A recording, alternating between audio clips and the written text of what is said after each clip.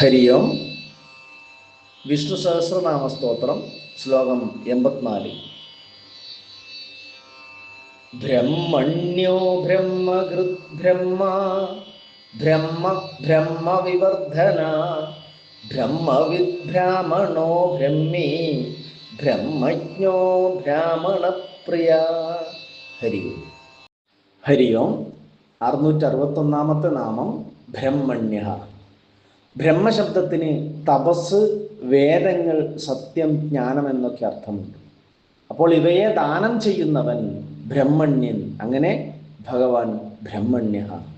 662 നാമം ബ്രഹ്മകൃത്.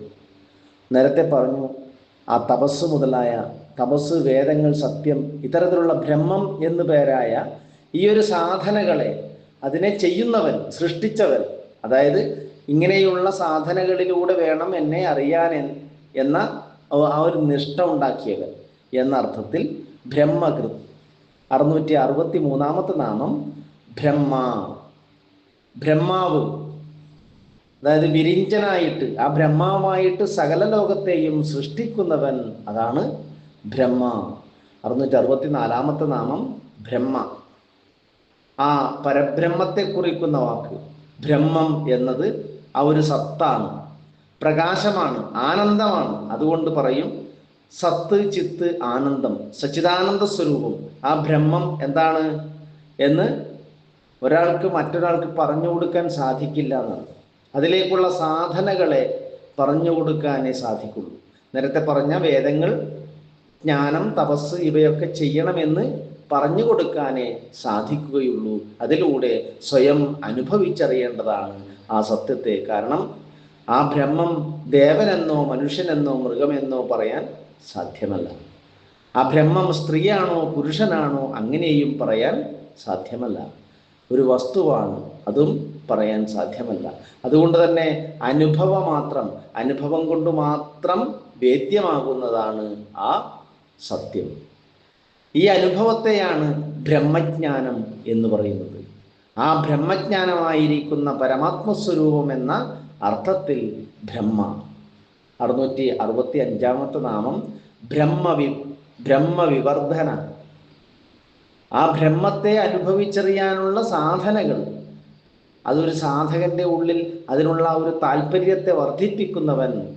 തപസ്, വേദങ്ങൾ, അതുപോലെ ആ സത്യസ്വരൂപനെ അറിയാനുള്ള ഒരു ജിജ്ഞാസ, ആത്മജ്ഞാനം, ഇതിനൊക്കെയുള്ള ഒരു ആഗ്രഹത്തെ വർദ്ധിപ്പിക്കുന്നവൻ എന്ന അർത്ഥത്തിൽ ബ്രഹ്മവിവർധന. 666 നാമം ബ്രഹ്മവിദ്.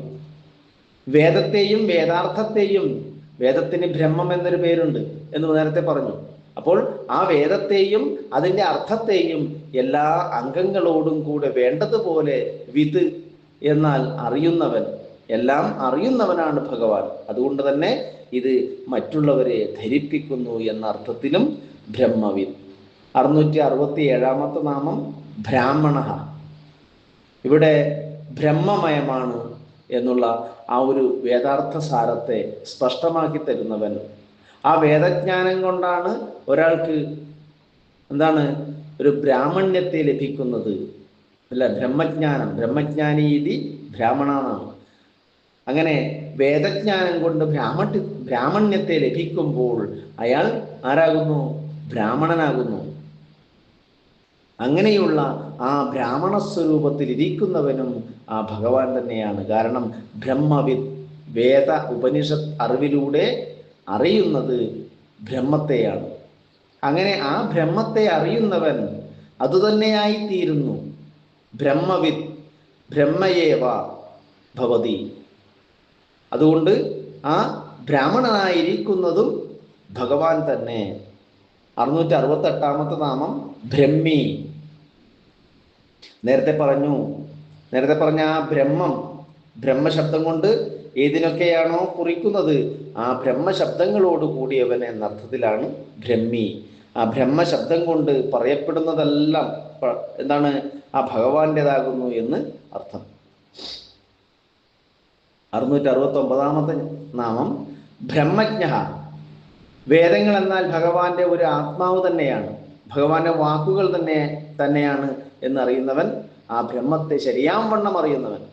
ബ്രഹ്മജ്ഞ, നേരത്തെ പറഞ്ഞ അർത്ഥം തന്നെ. ബ്രഹ്മത്തെ അറിയുമ്പോൾ അവൻ ആ ബ്രഹ്മം തന്നെയായി മാറുന്നു, ആ പരമാത്മാവ് തന്നെയായി തീരുന്നു. അതുകൊണ്ട് ബ്രഹ്മജ്ഞനായിരിക്കുന്നവനും ആരാണ്? ഭഗവാൻ തന്നെ. 670 നാമം ബ്രാഹ്മണപ്രിയ. ഭഗവാനാണ് ഇവിടെ 4 വർണ്ണങ്ങളെ സൃഷ്ടിച്ചത്. അത് ഓരോരുത്തരുടെയും ഗുണങ്ങൾക്കും അതിൻ്റെ കർമ്മങ്ങൾക്കും അനുസരിച്ചാണ്. സാത്വിക പ്രകൃതിയുള്ളവരാണ് ബ്രാഹ്മണന്മാർ, രജോ ഗുണ പ്രകൃതിയുള്ളവരാണ് ക്ഷത്രിയന്മാർ, രജോ ഗുണവും തമോ ഗുണവും കൂടിക്കലർന്നവർ വൈശ്യന്മാർ, തമോ ഗുണം കൂടുതലായുള്ളവർ ശൂദ്രന്മാർ. ഈ രീതിയിലാണ് ഭഗവാൻ വർണ്ണങ്ങൾ വ്യവസ്ഥ ചെയ്തിരിക്കുന്നത്. ഇതിലേറ്റവും ശ്രേഷ്ഠനായിട്ട് ഭഗവാൻ പറയുന്നത് ബ്രാഹ്മണരെയാണ്. കാരണം ആ ബ്രഹ്മജ്ഞാനത്തെ അറിയാൻ അധികാരികളായി തീരുന്നത് അവരാണ്. അതുകൊണ്ട് അങ്ങനെ യഥാർത്ഥ ബ്രാഹ്മണന്മാരെ പൂജിക്കുന്നവനാണ് ഭഗവാൻ. ഇത് കുചേലവൃത്തത്തിൽ നമുക്ക് കാണാൻ സാധിക്കും. തൻ്റെ സുഹൃത്ത് എന്നതിലുപരി അദ്ദേഹം ആരാണ്? ഒരു ബ്രാഹ്മണനാണ്, ബ്രഹ്മജ്ഞാനിയാണ്. അങ്ങനെ ബ്രാഹ്മണൻ കൂടി ആയതുകൊണ്ടാണ് ഭഗവാൻ കുചേലനെ അത്രമാത്രം ആദരിച്ചത് എന്നാണ്. അപ്പോൾ തന്നെ കാണാൻ ഒരു ദൂതനായിട്ട്, രുക്മിണിയുടെ ദൂതനായി വന്നത് ഒരു ബ്രാഹ്മണനാണ്. അദ്ദേഹത്തെയും യഥാവിധി പൂജിച്ചിട്ടാണ് പറഞ്ഞു വിട്ടതെന്ന് ഭാഗവതത്തിൽ പറയുന്നുണ്ട്. അങ്ങനെ ബ്രാഹ്മണരെ യഥാവിധി പൂജിക്കേണ്ടുന്നതിൻ്റെ ആവശ്യകതയെക്കുറിച്ച് ഭഗവാൻ പറഞ്ഞു കൊടുക്കുന്നുണ്ട്. ഇങ്ങനെ ബ്രാഹ്മണന്മാർ ആർക്ക് പ്രിയമോ അവൻ ബ്രാഹ്മണപ്രിയ. ഇനി മറ്റൊരു രീതിയിൽ ബ്രാഹ്മണന്മാർക്ക് പ്രിയപ്പെട്ടവൻ എന്ന അർത്ഥത്തിലും ബ്രാഹ്മണപ്രിയ. ഹരി ഓം.